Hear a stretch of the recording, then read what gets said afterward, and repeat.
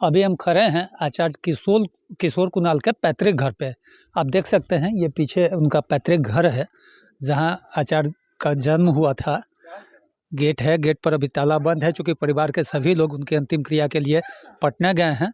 Name plate लगा हुआ है स्वर्गीय रामचंद्र शाही, किशोर कुणाल और नंद कुमार शाही। ये बरुराज गांव बोलता है, कोठिया गांव बरुराज। और हमारे साथ अभी कुणाल साहब के पड़ोसी, उनके ग्रामीण जुड़े हुए हैं, हम जानेंगे उनसे। अच्छा, कुणाल साहब का जन्म यहीं हुआ था, यही उनका पैतृक घर है। यही है। वो बहुत पहले 70 के दशक में IPS हो गए। गांव से अभी उनका कितना लगाव था? शादी विवाह या किसी के मरने के बाद गांव का आना जाना कैसा था? बराबर आते जाते थे। बराबर आते जाते थे। कितनी बड़ी क्षति मानते हैं आप इसको? बहुत बड़ी थी। कोई रोचक कहानी बताइएगा, जैसे कि गांव में आना हुआ तो कुछ लोग होते हैं कि अधिकारी बहुत बड़े अधिकारी बन गए तो बहुत बड़ा आदमी, उनका को थोड़ा सा शो ऑफ हो जाता है। आचार्य साहब की जिम्मे बहुत सादगी भरी रही, उसका बारे में कुछ बताइए। वैसा बात उनमें नहीं था। नहीं था? आए तो गांव भर घूमते थे। पूरा गांव घूमते थे जी। गांव के किसी शादी में या किसी श्राद्ध में यदि बुलाया जाता था तो आना जाना आते थे। आना जाना था जी। अच्छा, अभी बेटे की शादी हुई थी उसके बाद आए हैं? उसके बाद एक बार आए थे। एक बार आए थे। जी। अच्छा, सुनते हैं कि ये इधर जो मंदिर है ये उन्हीं का बनवाया, आखिर क्या हुआ था मैंने इसको बनवाने का प्रयोजन? उनका शादी हो रहा था। अच्छा। तो ये पहले पुराना था बहुत। अच्छा। तो गए तो उनका कपार फट गया। अच्छा। निहरे से कपार में फट लग गया। गया, उसके बाद से ही बनवाए अपनी तभी- दादी के नाम से।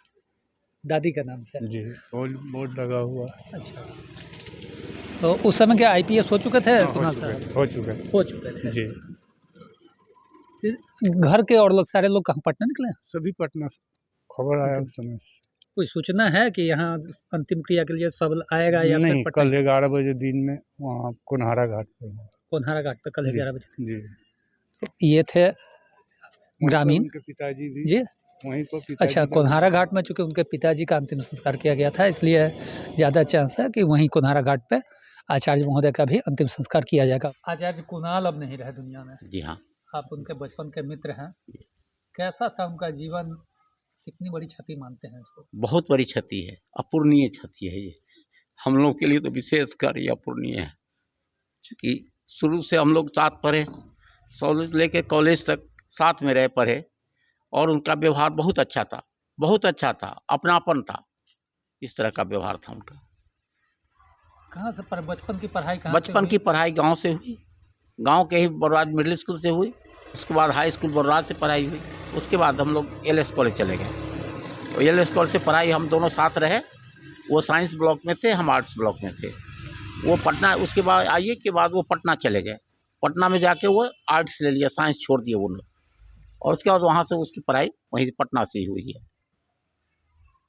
फिर 72 में वो IPS बने हैं। गांव से कितना नाता रहा? गांव से नाता जैसे आना जाना वो बराबर तो नहीं होता था, पर्व त्योहार जो भी हुआ, फंक्शन हुआ, कुछ भी हुआ, उसमें आना जाना रहता ही था।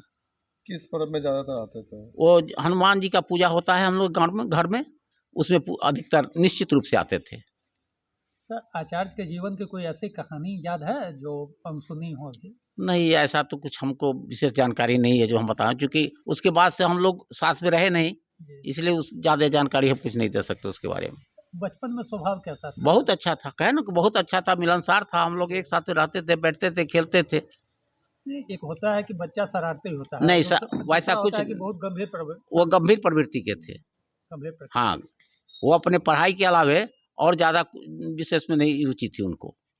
सर, कुणाल साहब के बच्चों का इस गांव से आना जाना लगाव कितना है?